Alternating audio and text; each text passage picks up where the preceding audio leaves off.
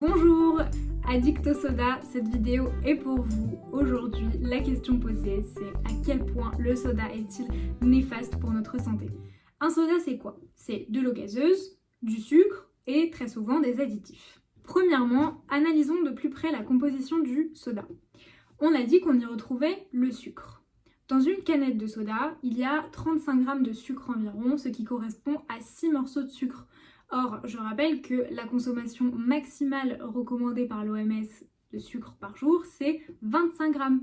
On la dépasse de 10 grammes avec seulement une canette. Cet apport de sucre va être stocké sous forme de glycogène dans les réserves du corps. Sauf qu'à un moment, ces réserves vont être saturées et le sucre qui n'a pas pu être stocké va être transformé en graisse, via l'insuline d'ailleurs. Et c'est là que la prise de poids commence. Le deuxième ingrédient problématique, c'est le colorant caramel E150D.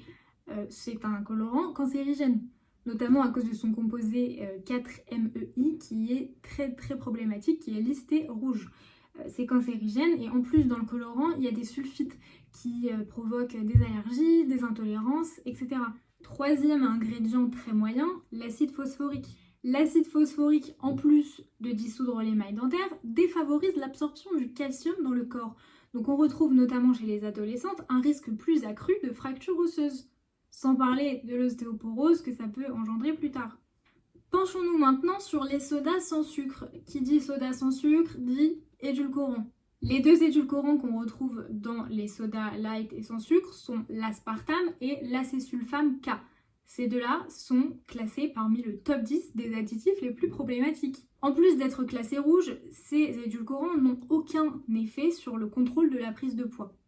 Au contraire, déjà, ça favorise le diabète via la sécrétion d'insuline que ça va provoquer pour un sucre qui au final n'arrivera jamais dans votre corps. Et deuxième chose, ça favorise même la prise de poids à long terme. Pourquoi? Parce que votre cerveau, il envoie quand même le message à votre corps que du sucre va arriver dans votre corps à cause du goût. Donc votre corps s'attend à recevoir un sucre qu'il ne recevra jamais. Donc il va être là, où est mon sucre? Où est mon sucre? Vous allez avoir tout le temps faim et vous allez avoir envie de manger du sucre. Donc pour tout ce qui est addiction au sucre, ça ne résout aucun problème. Ensuite, des études ont été faites sur l'aspartame et l'acésulfame K. Ils favorisent les risques de cancer, de maladies, ça perturbe le métabolisme, ça perturbe le microbiote intestinal. Ce n'est vraiment pas terrible. Bon, le troisième point dont je veux parler, c'est bien sûr la fréquence de consommation et lequel choisir.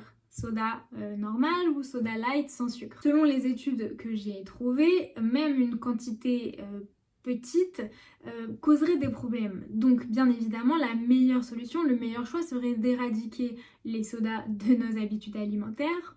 Maintenant, on est humain, c'est comme pour la pâte à tartiner, on ne peut pas forcément s'en passer. Donc moi, ce que je préconise, c'est de réduire au maximum votre consommation. Si vous en buvez 2 fois par semaine, passez à une. Si vous pouvez, si vous en buvez tous les jours et que vous ne pouvez pas vous en passer pour le moment, eh bien limitez-vous à un verre ou une canette par jour maximum. Lequel choisir? Eh bien la quantité de sucre est quand même vraiment excessive dans les sodas normaux, donc je pencherai plus pour le soda light et normal, bien évidemment dans une quantité limitée, sinon ça cause trop de problèmes. La meilleure alternative, c'est l'eau. Si vous n'êtes pas très eau et que vous n'aimez pas ça, vous pouvez essayer d'ajouter des lamelles de fruits dedans pour que ça l'aromatise ou un peu de jus de citron. Peut-être que vous préférez ça et que vous aurez plus de facilité à switcher avec les sodas. Ce qu'il faut retenir, le soda est composé d'ingrédients nocifs comme les additifs et ou le sucre en très grande quantité. Il faut donc se restreindre au maximum. Deuxièmement, les sodas augmentent les risques de maladies, de cancer et d'obésité. Le dernier point à retenir, quel soda choisir? Le sans sucre plutôt en très petite quantité. C'est la fin de la vidéo, je suis ravie d'avoir pu traiter un nouveau sujet avec vous. Si vous êtes en vacances de la Toussaint, profitez et moi je vous dis à très bientôt pour une nouvelle question.